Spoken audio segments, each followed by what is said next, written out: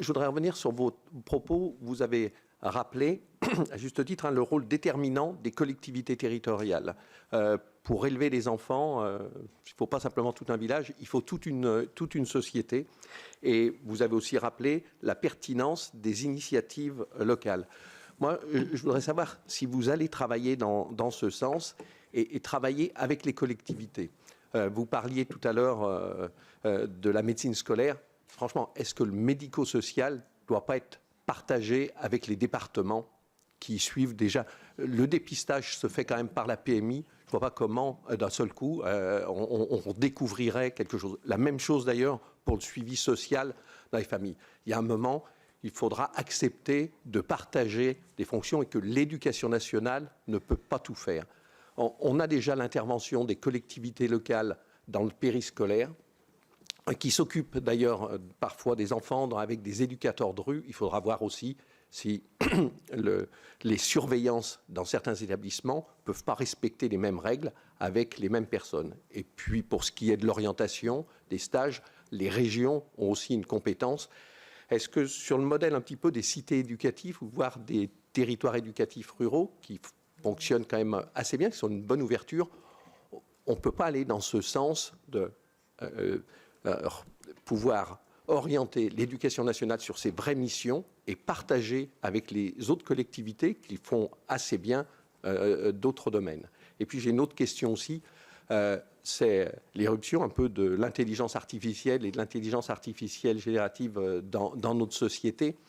Comment vous appréhendez le fait qu'il faut former d'abord nos enfants à cet outil et prévenir des risques?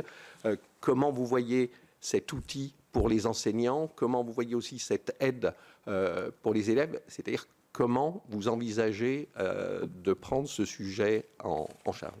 Alors le rôle des collectivités territoriales sur les enjeux de médecine, santé scolaire, appelons-le comme vous voulez. Alors moi, pour avoir été médecin de PMI, donc je connais un petit peu le sujet, moi, ce que je porte comme réflexion, c'est que la médecine scolaire qui attire peu, pour tout un tas de raisons, néanmoins, vous avez des filières à l'issue de nos études de médecine, nos nombreuses années d'études, font qu'on nous a formés pendant toutes les premières années à être un médecin prescripteur, on soigne des gens, on les prend en charge, et nous avons un certain nombre de filières, je pense notamment à la santé publique ou à la médecine scolaire ou à la médecine du travail, pour lesquelles on nous prive de ce pourquoi nous sommes intrinsèquement formés.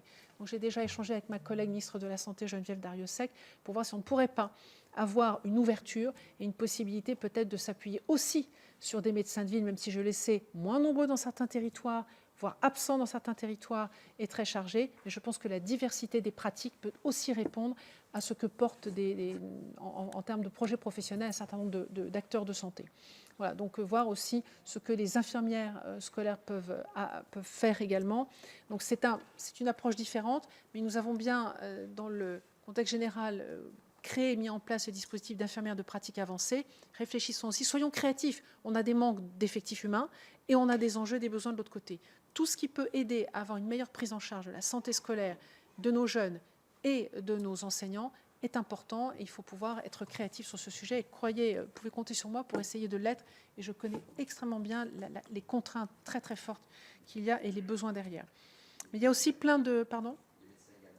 Mais absolument, les médecins également. D'accord, pardon. Et puis donc j'ai parlé à un initié qui connaît parfaitement les enjeux.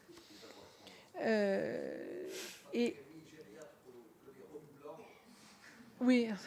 Après, il y a d'autres professions qui peuvent intervenir, d'autres métiers qui peuvent intervenir et qui peuvent travailler sur ce bien-être de nos jeunes, en plus des des psychologues, des infirmières, des médecins. Il y a plein d'autres professionnels auxquels on pourrait peut-être faire appel et qui pourraient y contribuer. Sur l'intelligence artificielle, alors là, j'aime beaucoup ce sujet. C'est un sujet parce que je m'en étais emparée à l'Assemblée. J'avais fait un petit sondage par mes collègues députés pour savoir qui s'en servait. J'étais un peu déçue. Moi, je m'en sers. Je m'en sers parce que c'est un outil comme on peut servir d'un marteau ou d'un tournevis. C'est un outil dont il faut savoir se servir, ou d'une voiture. C'est un outil pratique, ça ne veut pas dire qu'on s'en sert n'importe comment. Et donc la formation est extrêmement importante. J'ai été d'ailleurs alertée par un lycéen de l'Académie d'Amiens qui m'a envoyé un courrier qu'il avait en fait transmis à son chef d'établissement en disant, voilà, je suis très inquiet, monsieur le proviseur, parce que moi, je travaille honnêtement et j'ai trop de camarades autour de moi qui se servent d'une IA générative et donc les résultats de nos évaluations sont injustes.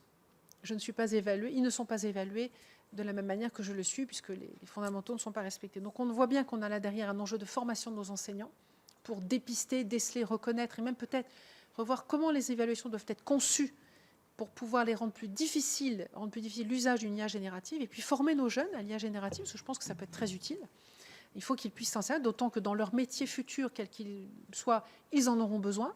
Donc il faut pouvoir les former à cela, mais en définissant très très bien les limites à ne pas franchir. Et là, je n'ai pas encore exploré le sujet pour voir comment c'est traité au sein de notre institution, mais c'est un sujet que je souhaite vraiment explorer parce que moi je suis convaincue que c'est un outil utile, mais c'est aussi un outil éventuellement dangereux.